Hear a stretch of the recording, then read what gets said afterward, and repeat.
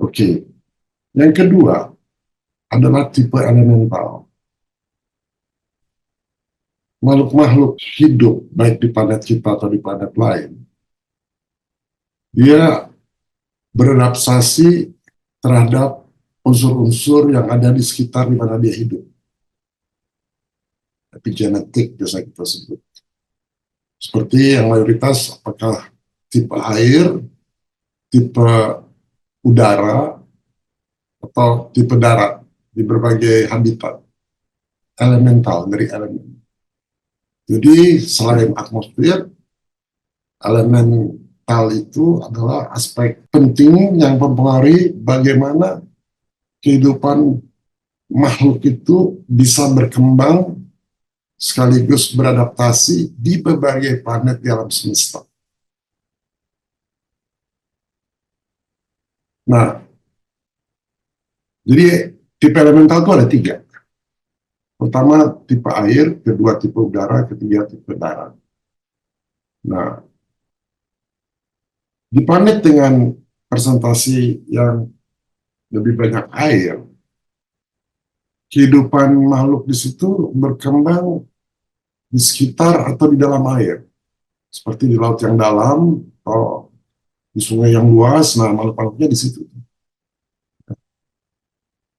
Kalau tipe udara, itu dia dapat mendukung evolusi makhluk yang bisa bergerak dengan comfortable ya, dengan leluasa di atmosfer,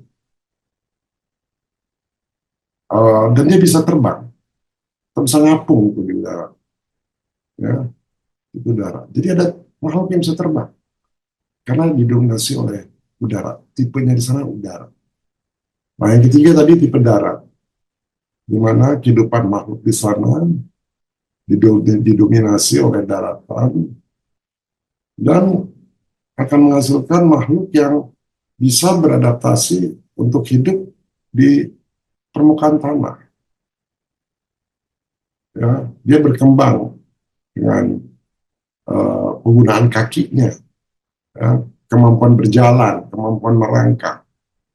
Dari tipe elemental apa yang ada di planet tersebut, yang berkembang tipe elemental cuma ada tiga, air, udara, darat. Jadi kalau kita ketemu extraterrestrial, ini tipe air, tipe udara, atau tipe darat.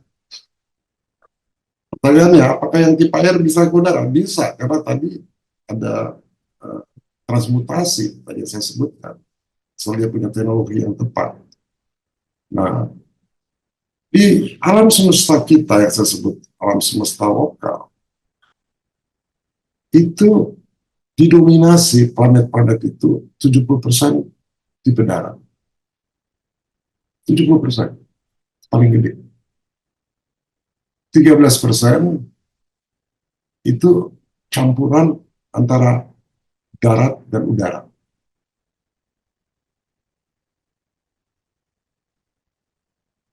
10% jumlah planet-planet yang ada, nanti saya ceritakan ada berapa planet, 10% tipe udara aja. Yang paling sedikit 7% tipe air. Planet itu tipe air aja. Ya, itu yang kedua ya. Jadi tipe atmosfer, kedua tipe elemental. Tipe elemental saya jelaskan lebih lanjut ya. Gimana kalau di tipe darat, atau satu tipe lah darat laut udara itu ada lingkungan yang ekstrim, terjadi lingkungan ekstrim. Bisa saja di beberapa planet mungkin ada kondisi lingkungan yang tidak biasa, ya, seperti kita bilang ada global warming atau global snowing. Nah, dia akan mempengaruhi evolusi hewan untuk beradaptasi lebih lama di habitat laut atau udara daripada di daratan.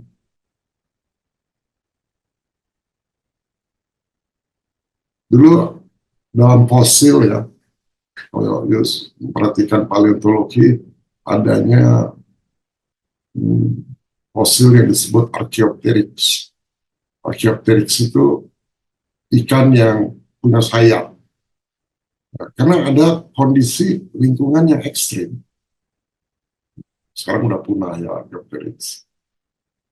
Nah, jadi bisa saja dia beradaptasi di habitat laut atau udara daripada di daratan.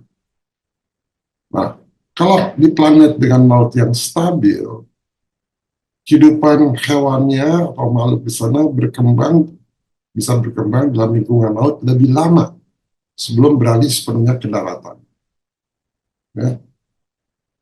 Dulu kan kita kehidupan itu dari laut tadinya.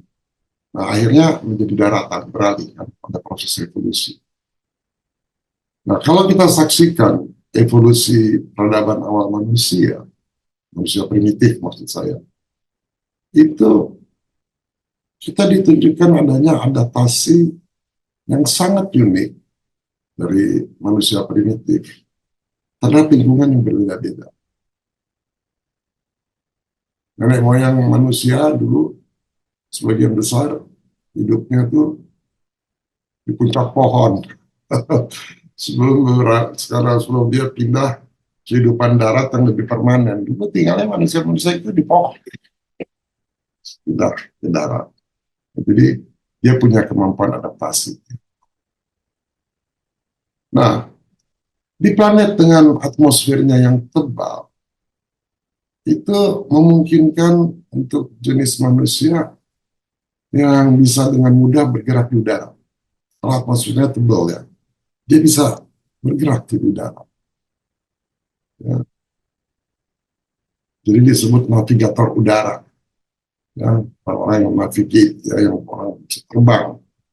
Dia mungkin berkembang dari adaptasi antara kelompok air dan darat. Navigator ya. Ya, navigator mungkin berkembang dari adaptasi antara kelompok air dan darat. Hidup dalam jarak tertentu di atas tanah, akhirnya bertransformasi menjadi penghuni daratan. Ya, dari udara, dia beradaptasi, lalu dia hidup dalam jarak tertentu di atas tanah, akhirnya pelan-pelan dia transformasi menjadi penghuni daratan. Nah, ada lagi variasi makhluk cerdas. Makhluk cerdas di sini, mereka tetap jenis manusia. Ya, bukan ikan manusia atau burung manusia, tapi jenis manusia dengan kemampuan untuk beradaptasi dan berkembang di lingkungan yang beragam. Nah, itu variasi makhluk cerdas. Dia bisa di udara, bisa di laut, bisa di darat. Itu yang kedua.